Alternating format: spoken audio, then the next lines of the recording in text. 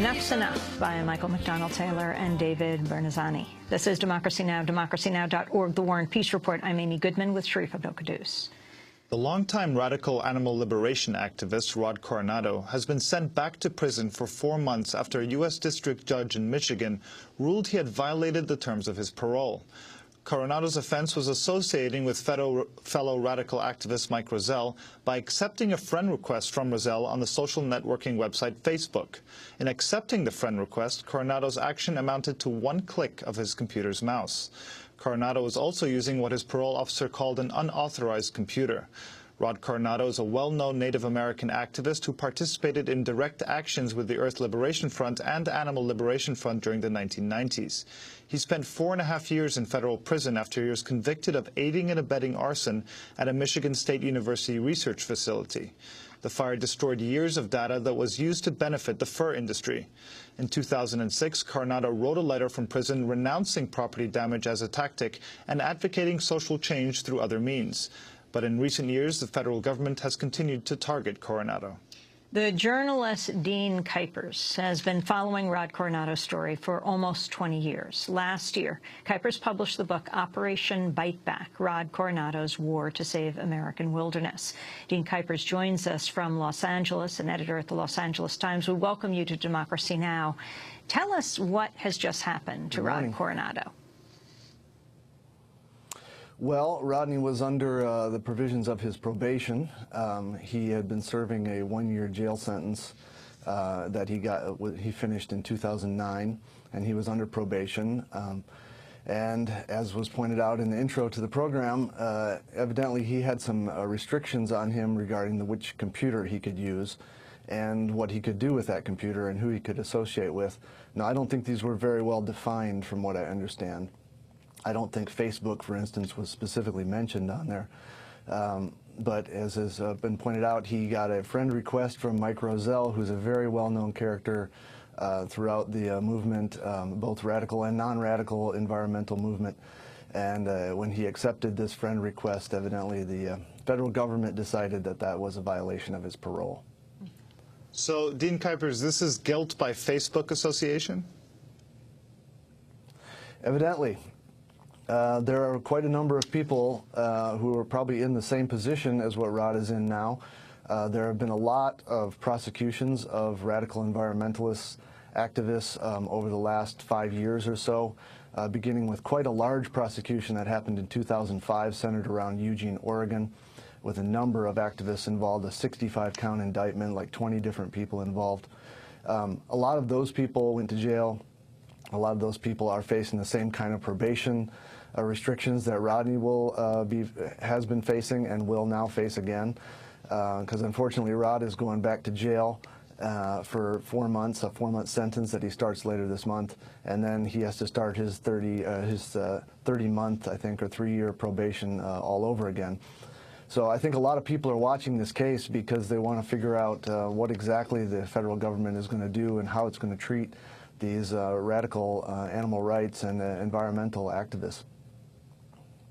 Dean Kuipers, you're a contributor to the Los Angeles Times. You are an editor at Los Angeles City Beat, and you've been following Rod Coronado's case for 20 years. Give us a thumbnail sketch of who Rod is and what happened to him. Sure. Yeah, I'm actually no longer with City Beat, but I am at the LA Times. Rod came to some notoriety in 1986, so quite a long time ago, when he was working with the Sea Shepherds, who are very well known now for their show, The Whale Wars, which is a popular show on TV. Rod and another activist went to Iceland, where they observed the whaling operations in Iceland in 1986, and were there for about a month observing, and then one night snuck onto the boats. They had 4 sort of hunter-killer whaling ships there, and sank two of their boats in the harbor, and then got away. This got a lot of media publicity, as is true to the Sea Shepherd's usual tactic. They immediately claimed responsibility for this, and Paul Watson, in fact, the captain of the Sea Shepherds, offered himself up for prosecution. But because Iceland was whaling in what was considered a violation of International Whaling Commission rules and the ban on certain kinds of whaling, they decided not to prosecute him because they didn't want the media publicity. This is a way that Sea Shepherd has been operating for years. So Rod was big time on the map at that point as a radical environmentalist. In the early 1990s, he was doing an investigation of the fur industry in the United States. He was trying to get some video footage of conditions on fur farms that some East Coast environmental groups wanted to use for a publicity campaign. I say East Coast because he was working mostly on the West Coast and the Mountain West.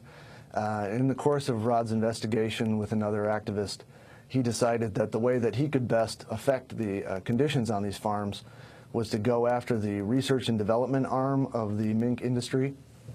And that was a very small group of people who were mostly university scientists who were doing research on genetic and breeding issues, diet issues, that kind of thing. And Rod was pretty good about targeting exactly the right people in terms of what he considered to be the right people. And he used arson as his tool, and he would go to these university labs or research offices when there were nobody around, surveil them for quite a number of days, and then burn these labs.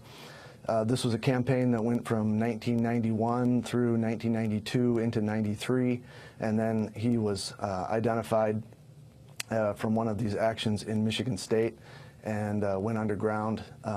Rod is a Yaqui Indian by heritage, so it was quite easy for him at that point to go underground and to live on Indian reservations, which became a whole other fascinating part of his story, where he changed his identity multiple times and was hidden and helped to live on Indian reservations across the country, mostly in the West again, until he was finally captured in '94 on the Pascua Yaqui reservation and did 5 years for arson. Now, this was part of the calculation, I guess, for Rod, was that at that point anyways, the penalty for doing arson was 5 years, and he got 5 years. And he had figured, even when he started this, that arson was a very dangerous thing to use. He, like many other activists, at least he claimed, was reluctant to use arson.